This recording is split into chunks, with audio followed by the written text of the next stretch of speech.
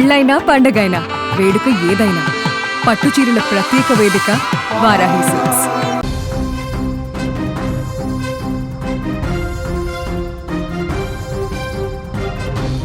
రాజకీయాల్లో విభేదాలు వస్తాయి, విమర్శలు ఉంటాయి. కానీ కొన్ని అనుబంధాలు వాటిని నిమిషాల్లో మాయం చేస్తాయి.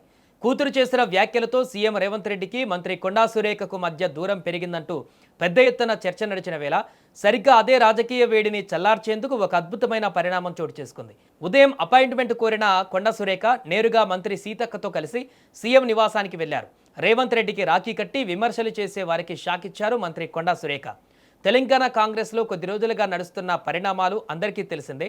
మంత్రి కొండా సురేఖ కుమార్తె కొండా సుస్మితా పటేల్ చేసిన వ్యాఖ్యలు పార్టీలో తీవ్ర చర్చకు దారితీశాయి. సీఎం రేవంత్ రెడ్డి తీరుపైన ఆమె చేసిన కామెంట్స్ ప్రభుత్వంలోనూ పార్టీలోనూ ఒక రకమైన గ్యాప్ను సృష్టించాయి అనే ప్రచారం జోరుగా సాగింది. ఇలాంటి టెన్షన్ వాతావరణంలోనే అకస్మాత్తుగా ఒక కీలక వార్త తెరపైకి వచ్చింది. సీఎం రేవంత్ రెడ్డిని కలిసి రాఖీ కట్టేందుకు మంత్రి కొండా సురేఖ అపాయింట్మెంట్ కోరారనే వార్త రాజకీయ వర్గాలలో ఒక్కసారిగా సంచలనం రేపింది. అసలు ఈ సమయంలో సీఎంను ఆమె కలుస్తారా, ఎలాంటి వాతావరణం ఉంటుందబ్బా అనే ఉత్కంఠ అందరిలోనూ నెలకొంది. అయితే ఈ ఉత్కంఠకు ఎక్కువ సమయం పట్టలేదు. అనుమానాలన్నింటినీ తెరదించుతూ మంత్రి కొండా సురేఖ స్వయంగా మరో మంత్రి తన ఆప్త మిత్రురాలైనటువంటి సీతక్కతో కలిసి జూబ్లీహిల్స్లోని సీఎం రేవంత్ రెడ్డి అధికారిక నివాసానికి చేరుకున్నారు. సీఎం నివాసంలోకి అడుగుపెట్టిన కొండా సురేఖను చూసి సీఎం రేవంత్ రెడ్డి ఎంతో ఆప్యాయంగా పలకరించారు. ఎలాంటి మనస్పర్ధలకు తావు లేకుండా కుటుంబ సభ్యుల మధ్య ఉండే ఆత్మీయ వాతావరణం అక్కడ నెలకొంది. మీడియాలో వచ్చిన వార్తలన్నిటికీ ఆ ఒక్క పలకరింపుతో చెక్ పడిపోయింది. ఇక మంత్రి సీతక్క సమక్షంలో కొండా సురేఖ స్వయంగా సీఎం రేవంత్ రెడ్డికి రాఖీ కట్టారు. రాజకీయాలు వేరు, వ్యక్తిగత అనుబంధాలు వేరు అని మరోసారి నిరూపించారు. కూతురు సుస్మిత వ్యాఖ్యల నేపథ్యంలో సీఎంను కొండా సురేఖ కలవడం ఇదే మొదటిసారి కావడంతో ఈ భేటీకి రాష్ట్ర రాజకీయాలలో అత్యంత ప్రాధాన్యత సంతరించుకుంది.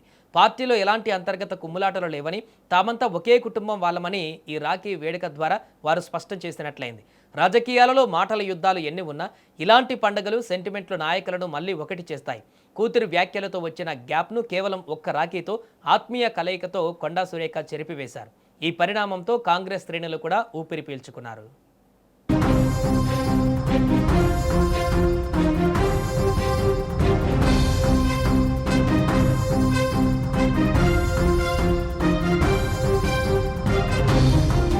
రక్షాబంధన్ సందర్భంగా మీ అందరికీ శుభాకాంక్షలు తెలియజేస్తా ఉన్నాను.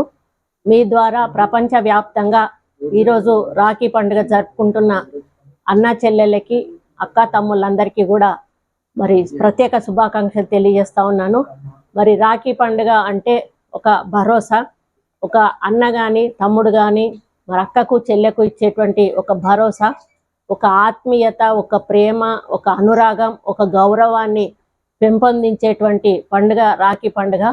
మరి తండ్రి, ఒక అమ్మాయికి ముందు తండ్రి సపోర్ట్గా ఉంటాడు, కొంచెం పెద్ద అయినాక బ్రదర్స్ సపోర్ట్గా ఉంటారు, ఇంకా తర్వాత పెళ్ళైనాక భర్త సపోర్ట్గా ఉంటాడు, ఆ తర్వాత కొడుకు సపోర్ట్గా ఉంటాడు. అంటే ప్రతి స్త్రీ జీవితంలో మగవాడి భాగస్వామ్యం అంటూ 100% ఉంటుంది. మరి ఆ విధంగా ఉండడం వల్లనే మరి మహిళకు ఒక రక్షణ అనేది లైఫ్లో ఉంటుంది. ఆ రక్షణ ఉండాలి అని భావించి కట్టేదే ఈ రాఖీ పండుగ. మరి వాళ్ళ మీద భరోసా పెట్టి, అన్న నీకు రాఖీ కడుతున్నా, నువ్వు నాకు రక్షణగా ఉండాలి, తమ్ముడు నీకు రాఖీ కడుతున్నా నాకు రక్షణగా ఉండాలి అని దీన్ని రక్షాబంధన్ అని కూడా మనం అంటాము. కాబట్టి ఈ యొక్క పండుగను జరుపుకుంటున్న, ప్రపంచవ్యాప్తంగా జరుపుకుంటున్న అక్కలకు, చెల్లెళ్లకు, అన్నలకు, తమ్ముళ్లకు అందరికీ కూడా ప్రత్యేక రాఖీ పండుగ శుభాకాంక్షలు తెలియజేస్తూ, మరి రాఖీ పండుగ మీ జీవితాల్లో వెలుగులు నింపాలని, మీరందరూ కూడా ఆయురారోగ్యాలతో, ఐశ్వర్యాలతో విలసిల్లాలని, ముఖ్యంగా మా తెలంగాణ రాష్ట్ర ప్రభుత్వం ముఖ్యమంత్రి రేవంత్ రెడ్డి గారికి కూడా నేను రాఖీ కట్టి రావడం జరిగింది. వారికి కూడా మా ఆడబడుచులందరి దీవెన కూడా ఉంటుంది. వారి మంచి సుపరిపాలన అందించాలని, తెలంగాణను అన్ని రంగాల్లో అభివృద్ధి పథంలో నడిపించడానికి వారికి శక్తిని, యుక్తిని ఇవ్వాలని, వారి ఆశీర్వాదం కూడా మా ఆడపడుచులందరి మీద కూడా ఉండాలి అని చెప్పి మరి కోరుకుంటూ, మళ్ళీ ఒకసారి మీ మీడియా పరంగా ప్రపంచవ్యాప్తంగా రాఖీ పండుగ జరుపుకుంటున్న ప్రతి ఒక్కరికి కూడా రాఖీ పండుగ శుభాకాంక్షలు తెలియజేస్తూ సెలవు తీసుకుంటా ఉన్నాను.